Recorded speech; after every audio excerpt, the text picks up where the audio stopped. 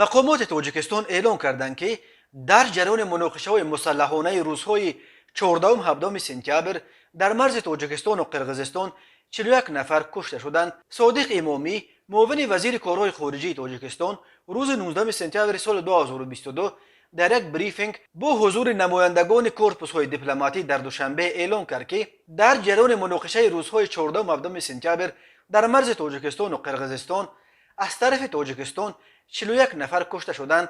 بنا به اطلاع رادیوی آزادی، صادق امامی گفته است که آمار مرگ 41 نفر نهایی نیست و ممکن است بیشتر شود. وضع چند نفر زخمیان وزنین است و طبیبان برای نجات آنها تلاش دارند.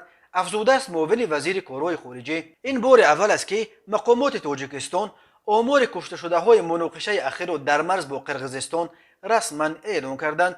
جانب قرقیزستان درباره 59 کشته و دست کم 144 زخمی از آن طرف خبر داده است. هر دو طرف یکدیگر را در آغاز مناقشه اخیر خونین که پرقربانی ترین نزاع مسلحانه در مرز تاجیکستان و قرقیزستان شد عیبدار میکنند. وزارت کارهای خارجه تاجیکستان روز 18 سپتامبر سال 2022 بار اول رویدادهای خونین اخیر در مرز با قرقیزستان را شرح داد. دوشنبه قرقیزستان را به صادر کردن حمله تجاوزگرانه به ضد جمهوری تاجیکستان عیبدار کرد.